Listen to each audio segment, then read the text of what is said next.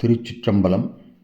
இப்பொழுது நாம் காண இருக்கின்ற பாடல் அருள்நந்தி சிவாச்சாரியாரின் சிவஞான சித்தியாரின் பாயிரம் என்ற பகுதியில் உள்ள இறுதிப் பாடல். இந்த பாடல் என்ன சொல்லுதுன்னா, இதற்கு முந்தைய திருவிருத்தத்தில் மறையினால் அயனால் மாலால் மனத்தினால் வாக்கால் குறைவிலா அளவினாலும் கூற உணாததாகி நின்ற இறைவனார் கமலபாதம். அந்த இறைவனார் கமலபாதங்கிறது அந்த திருவடி பேர். அந்த பேற்றை எப்படியெல்லாம் சொல்ல முடியாது, கூற உணாதது அப்படின்னு சொல்லி ஒரு பெரிய பட்டியல் கொடுத்தார். இப்போது நமக்கு ஒரு ஐயம் வருது. அப்படின்னா ஒன்றாலும் அறிய இயலாததோ அந்த சிவபெருமானுடைய பெருமைகள், திருவடி பேரு. அப்போ அறிய முடியலன்னா என்ன பண்ணுறது? இதே சிக்கல் தான் உலகலாம் உணர்ந்து ஓதற்கரியவன் அந்த பாடலை படிக்கும்போதும் வரும். அந்த அவ்வகையான ஐயத்துக்கு பதில் கூறுவதாக இந்த பாடல் அமைந்துள்ளது. பார்ப்போம்.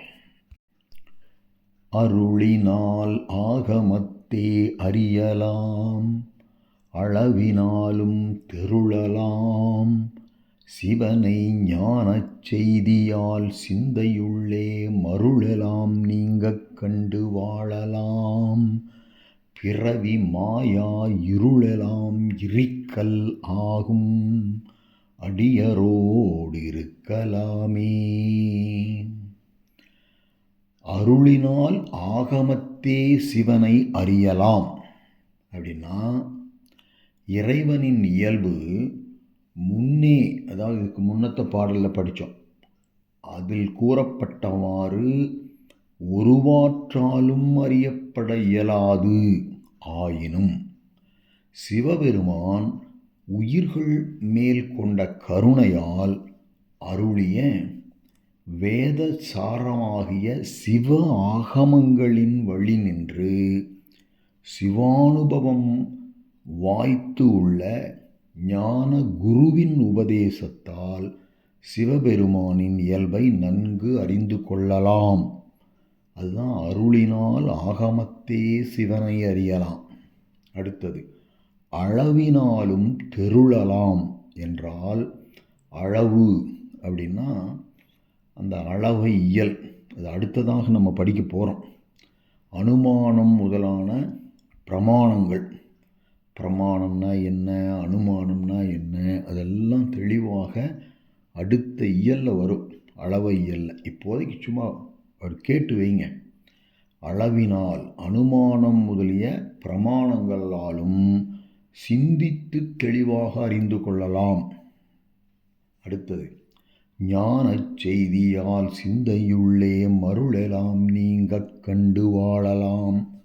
இந்த சிவஞான நெறிப்பட்ட சிவநிட்டையின் மூலம் தன் ஆன்மாவினுள்ளே சிவபெருமானை அனன்யமாகக் கண்டு மருட்சியும் அறியாமையும் முழுமையாக நீங்க பெற்றவர்களாகி அருட்பேறு மிக்கவர்களாக இவ்வுலகில் வாழலாம்.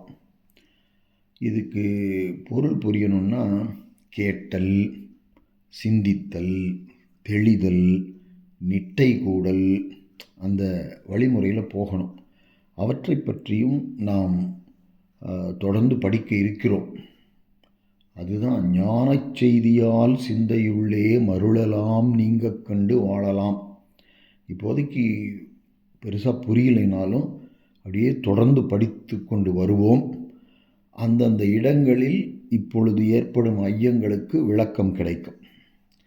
அடுத்தது, பிறவி மாயா இருளலாம் இரிக்கல் ஆகும்.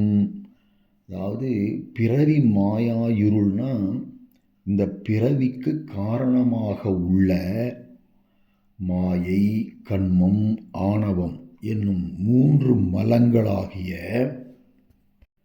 இருள் முழுவதையும் விலகச் செய்யலாம். இரிக்கல் அப்படின்னா விலகச் செய்யலாம். அடுத்தது, அடியரோடு இருக்கல்லாமே. தலைகள் முழுவதுமாக நீங்கிய காரணத்தால் எப்போதும் சிவனடியார்களோடு அன்பாக கூடி கலந்து சிவானந்த அனுபூதியை மிகுதியாக பெற்றிருக்கலாம். அதாவது அருளினார் என்றால் பெருமானால் அருளப்பட்ட வேத சிவ ஆகமங்களின் வழி நின்று ஆகமத்தால் ஆகமங்களை முழுது உணர்ந்து அவற்றின் உட்பொருள் வடிவாக திகழும் சிவஞான பெரியோர்கள் தரும் உபதேசத்தால் அருளினால் ஆகமத்தை அறியலாம். சிவபெருமான் தன் கருணை மிகுதியால் எடுத்துக்கொண்ட சதாசிவ வடிவம், மகேஸ்வர வடிவங்கள் முதலானவற்றின் தடத்த இலக்கணங்களை ஆகமங்களால் தெரிந்து கொள்ளலாம் என்றும் வேறொரு விதமாக பொருள் கொள்ளலாம். அளவினால் அப்படின்னா அனுமானம், ஆகமம் எனும் பிரமாணங்களாலும் குருவின் உபதேசத்தால் அனுபவ வாயிலாக அறிவதே சிறப்பு.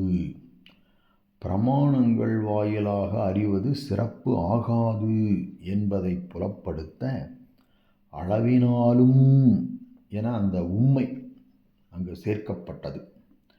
ஞான செய்தி என்பதில் செய்தி என்பது செயல் என்னும் பொருளை தருவது. ஞான செயல்கள் 4, அந்த கற்றல், கேட்டல், சிந்தித்தல், நிட்டை கூடல், அந்த வழியாக அடைய வேண்டும். சிவபெருமானுடைய கிரியாசக்தி ஆன்மாவின் கிரியாசக்தியோடு சேர்ந்து நிற்பதால் பாசங்களை நீக்கி அப்பெருமானின் ஞான சக்தி ஆன்மாவின் ஞான சக்தியோடு சேர்ந்து நிற்பதால் ஆன்மாவின் உள்ளே சிவபெருமானை அனன்யமாக கண்டுன்னா அவர் வேற, நாம் வேற இல்லை, நம்ம 2 பேரும் ஒன்று தான். அவர் நம் உயிரோடு உயிராக கலந்திருக்கிறார் என்ற விதமாக கண்டு சிவ ஆனந்தத்தை துய்ப்பவர்களாக நாம் ஆகலாம் என்று ஒரு பொருள் சொல்கிறாங்க. இவ்வாறு சிவானுபவம் உண்டாவதால் பிறப்புக்கு ஏதுவாகிய மும்மலங்களிலிருந்து முழுவதுமாக விடுபடலாம். அதுதான் பிறவி மாயா இருள். பிறவி மாயாமைக்கு காரணமாகிய பாசம் அப்படிங்கிறார் சிவஞான முனிவர். பிறவி மாயா இருள் என்றால் பிறவி மாயாமைக்கு, அதாவது ஒளியாமைக்கு, தீராமைக்கு காரணமாகிய பாசம். சரி, இத்தகைய சிவ அனுபவம் உறுதிப்பட்டு நிலையாக இருக்க வேண்டுமாயின் என்ன பண்ணணும்? சிவனடியார்களோடு கூடி அவர்களை வழிபட்டு அவர்கள் உபதேசப்படி நடக்க வேண்டும் என்பதை விளக்க அடியரோடு இருக்கல் ஆமே அப்படின்னு சொல்லியிருக்கிறார் என்றும் சில உரை ஆசிரியர்கள் கூறுகிறார்கள். இத்தோடு பாயிரம் நிறைவுக்கு வருகிறது. இனி அடுத்ததாக அளவை இலக்கணம் கற்க இருக்கிறோம். திருச்சிற்றம்பலம்.